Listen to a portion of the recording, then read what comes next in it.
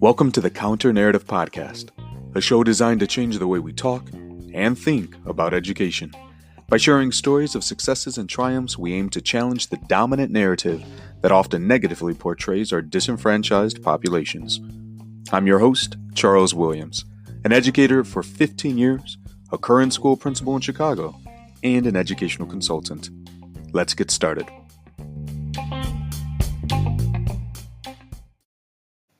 If you haven't heard about Anchor, it's the easiest way to make a podcast. Don't believe me? Here's 5 reasons why.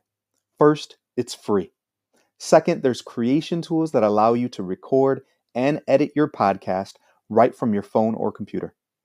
3, Anchor will distribute your podcast for you, so it can be heard on Spotify, Apple Podcast, and so many more. 4, you can make money from your podcast with no minimum listenership. And 5, it's everything you need to make a podcast, all in one place. Download the free Anchor app or go to anchor.fm to get started.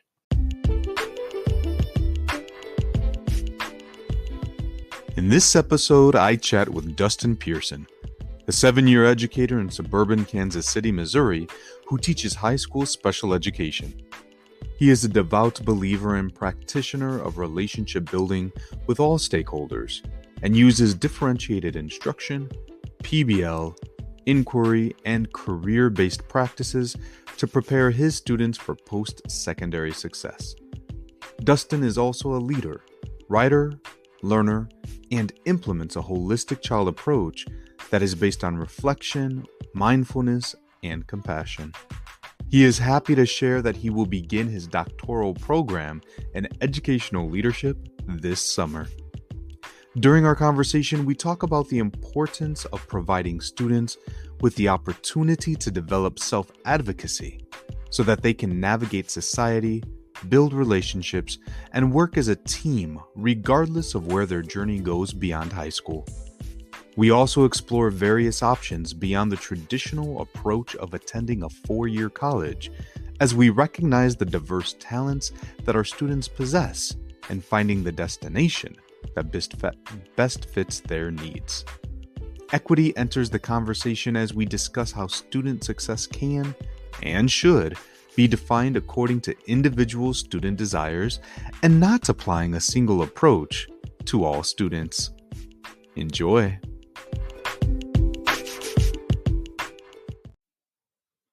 Hello, Dustin, and welcome to the Counter Narrative Podcast. I'm so excited to have you.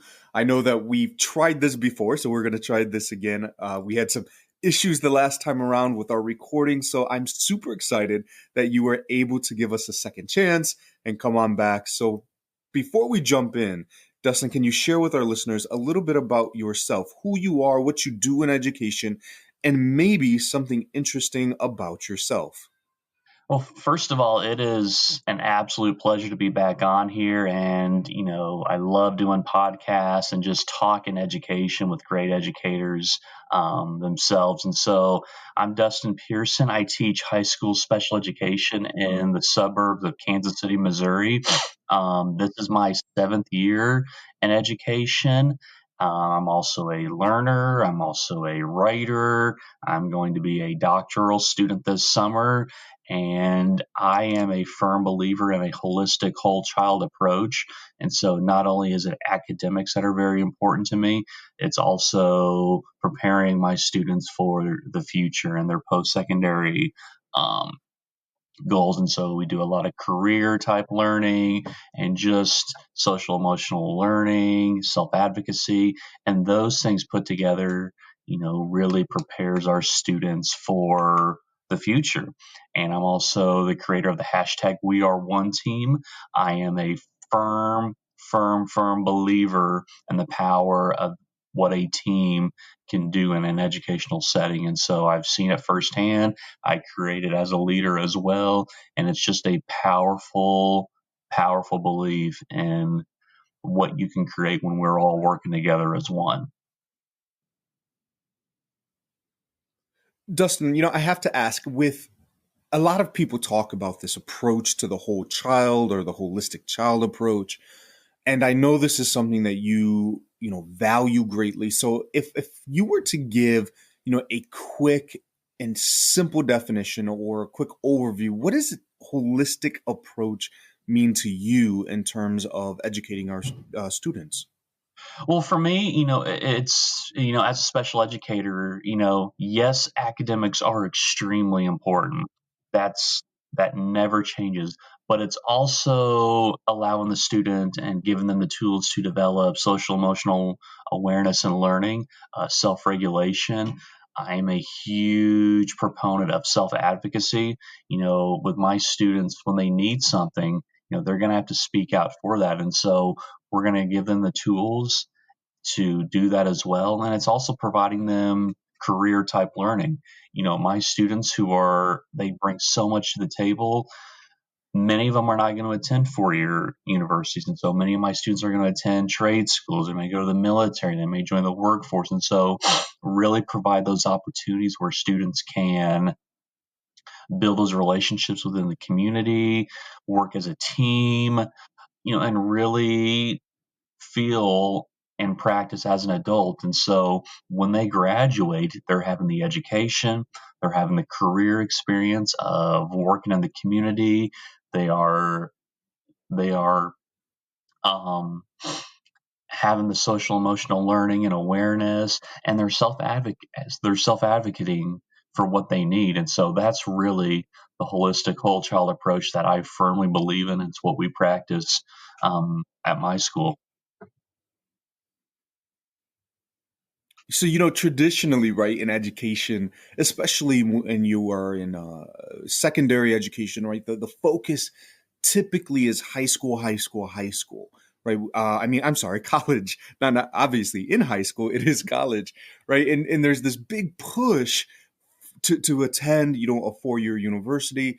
But there has been this shift away from that, recognizing that that is not necessarily the only option. So I'm glad, that you are saying, how can I make sure that my students are going to be successful in whatever capacity that they find themselves in post secondary?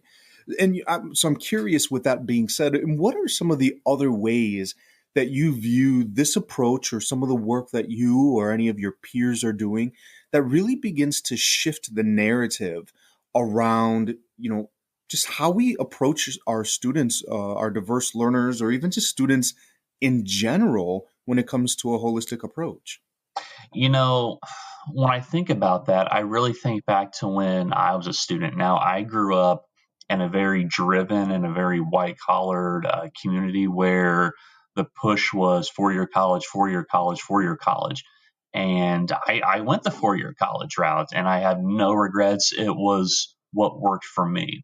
But that's not going to work for every student. And so, for a student who's a very technical and hands on learner, you know, it's not the most appropriate thing to push a 4-year college when that student would be, you know, better suited and more and happier, going a technical route. And so I think back to those times of when I was a student, and I think back to as I've advanced in my career, you know, many of my students are not going to go that route. And I'm not anti college, absolutely not. It's just what options can we provide our students to invest in their post secondary goals? And so that's really my big push is that getting the community involved. How can my students get involved and work in those spots, whether it's applying to the technical school or the career center where students can, you know, enroll in a number of different programs. They do some of their classes there and they do some of their classes at our school. And so it's really bringing those options together. It is providing them to our students and saying, hey, here are a number of different routes you can go to. I have a number of students that are interested in welding. And especially with welding, the demand is so big and the number of people taking the jobs is so small. And it's just that, my students can take those jobs. They can be trained. They can be out on the labor force working at age 19 and make more money than me. So it's really like I said, yeah. I mean, it's true. It's bringing all these resources together, providing them to the students, allowing them to build relationships with those people who are in charge of those, and letting the students make that choice and work towards that. It's funny that you made that comment because I was just thinking to myself that when I was teaching, I had students who went into a technical school, they became certified in, whatever trade, and they went out and they were immediately in the workforce and already making more money than me. And I'm thinking to myself, right, it's very difficult because they'd come back and they're very excited and they share with you, hey, look, this is what I'm doing. And you're like, yes, like I propelled you, and yet Yeah. here I am, right? But that is our job, right? Our job is to make sure that we are making our students reach their goals and be successful. And unfortunately, in our system, sometimes that means being more successful than a teacher. But hey, it is what it is, right? Yeah, and I want my So students to be successful individuals. I want them to, I can't stress how important self advocacy is, and just reaching for what you want. And that starts in the classroom. If they turn in an assignment, I'm not emailing that teacher. The student is going to email that teacher and said, "Hey, I turned in this math assignment." And so it really starts at the classroom level, and they just practice that throughout their educational careers. And so, because this is something they're going to have to do, when they graduate and leave those doors. I tell my students, I got you for 4 years, and it's going to feel like 1 year because how fast high school goes. And so, we have so much we have to accomplish, with their classes and their time with me, is that, we utilize our time so valuably together. And so that's really where it starts. And, you know, the school is the lab, and we're working together, and it's really exciting, and it's a lot of fun to do. So, this makes absolute sense, right? Because obviously we want our students to be able to stand up for themselves. We want them to be able to take care of themselves. We don't want them to rely upon us.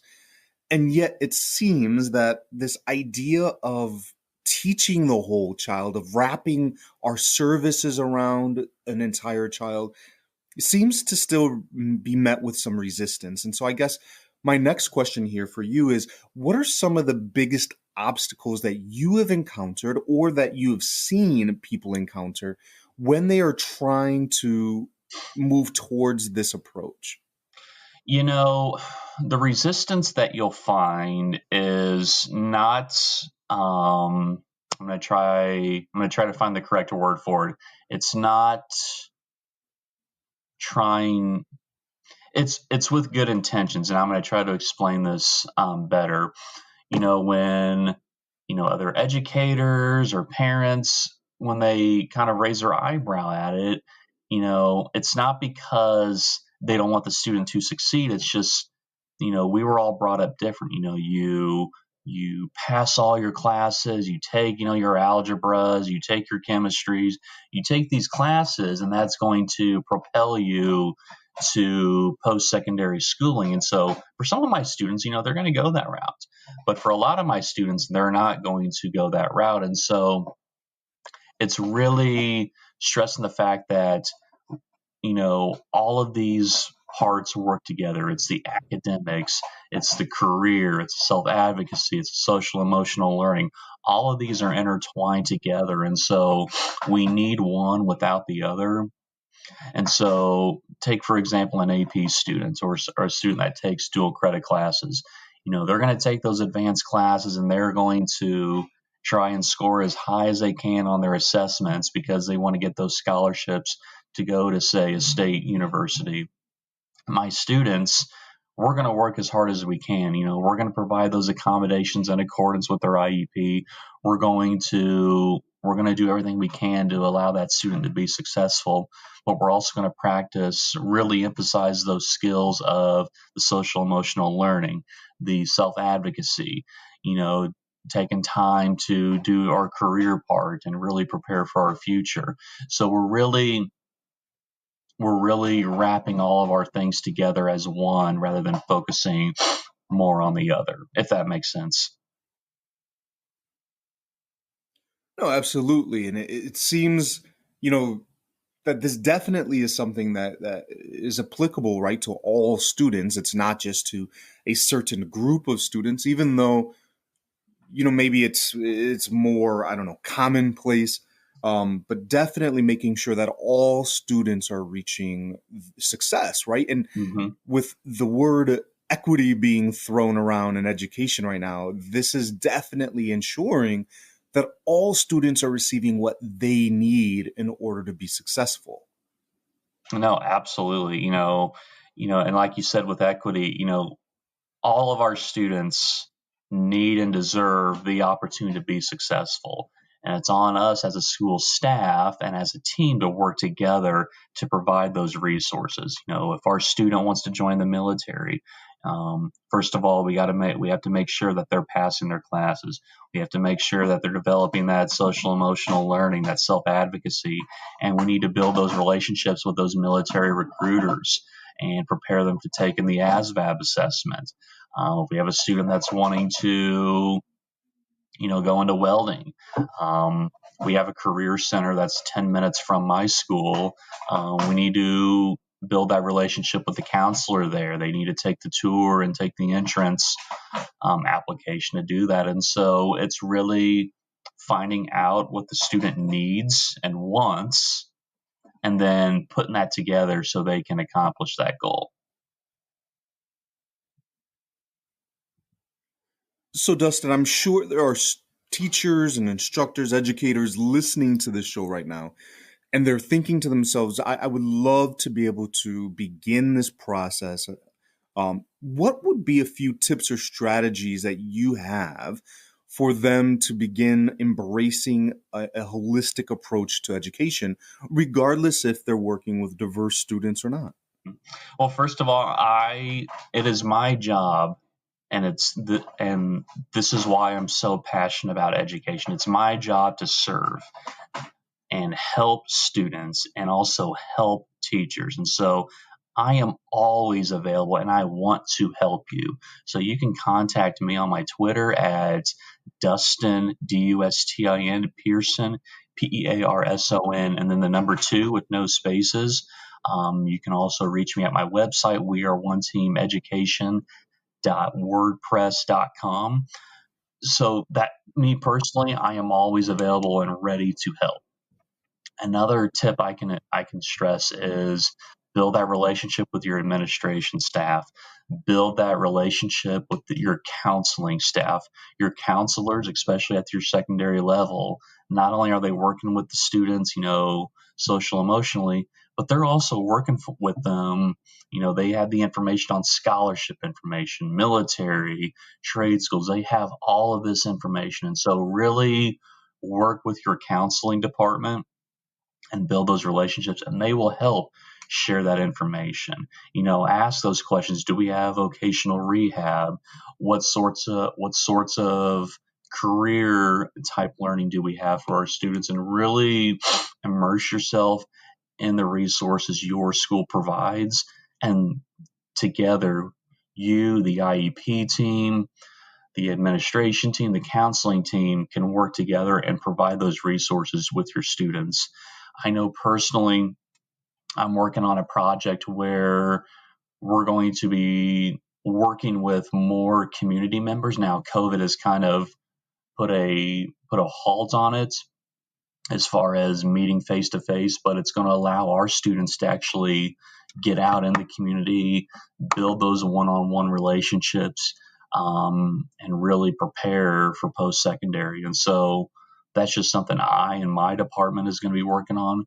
But for you, reach out to myself, reach out to your administration staff and your counseling staff. They are the keepers of all that information. And together, you know, you're working to have your students be successful, and you should be able to work together well and provide the best resources for your students.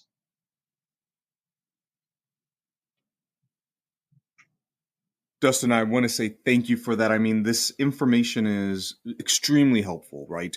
The idea here that we discussed today, that we can make sure that all of our students, regardless of ability or levels, are successful simply by embracing a holistic approach, making sure that they can take care of themselves, wrapping them with SEL services, and just really loving on them and providing them the skills and resources that they need.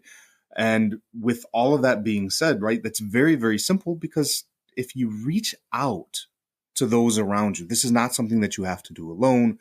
You know, you have people in the field who if, I don't know if we want to necessarily call everyone experts, but we have individuals out there, right, within our own buildings. And then, of course, in the edu space of social media, you know, thank you for providing your contact information. I'll get that from you once again in just a moment. But yeah, just the idea that you are not alone in this adventure to make sure that all of your students can be successful. So thank you for sharing all of that. Absolutely. And you know, and just like you said, we want our students to be successful. We want to provide them with the education, the social emotional, the self-advocacy, and the career focused. And when we're providing those resources, you know, when they graduate and they receive that diploma, we know that student is going to be prepared to tackle whatever post-secondary options that they want. They developed a passion, they developed an interest and a relationship, and they already have that foot in the door to where they can hit the ground running and go. Because I want to receive messages from them saying how well they've done, or I want to see them when they come back to school and say, hey, Mr. Pearson, you know, it's good to see you. I got a job doing this or such and such, or receiving a Christmas card. And so it's great to see your students be successful.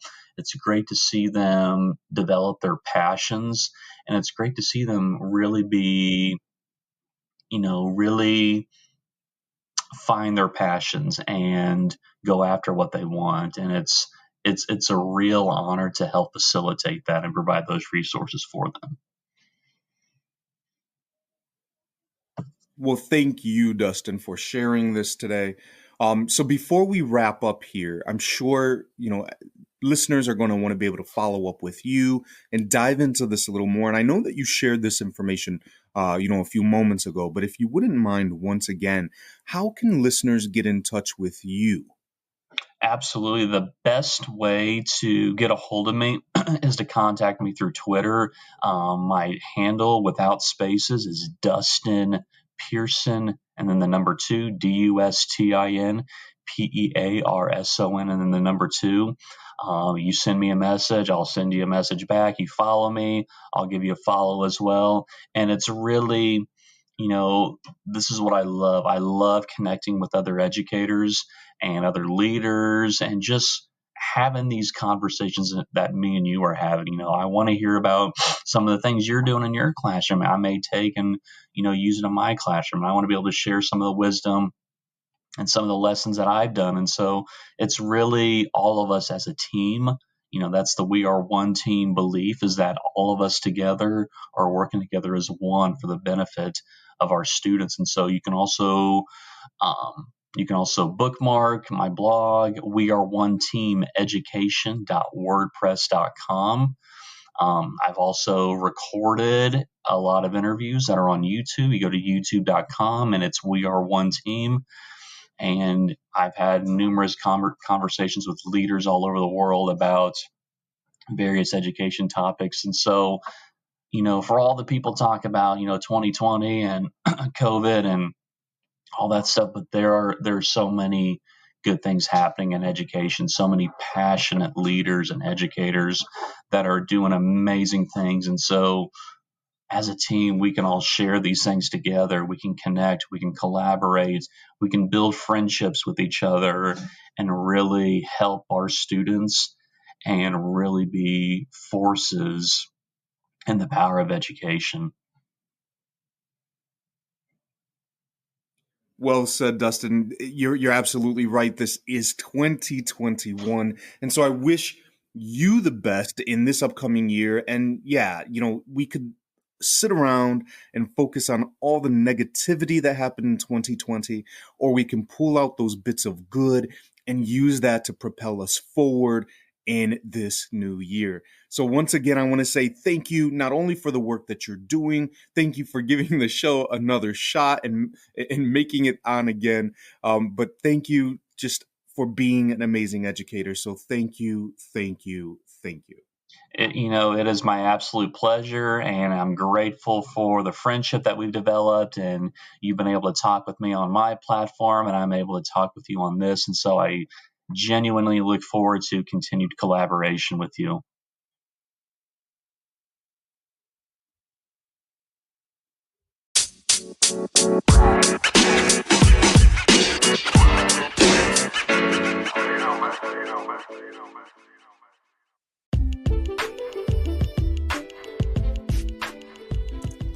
I want to thank you for listening to the Counter Narrative Podcast. If you like what you are hearing, please be sure to like and subscribe. The show can be found on Anchor, Google Podcasts, Apple Podcasts, and several of your other favorite platforms. This podcast is also featured on schoolrubric.com, where you can find educational articles, videos, and interviews with educators from around the globe. Be sure to connect with the host and other listeners by following the show on Twitter at the CN Podcast and joining the show's Facebook group. Take care.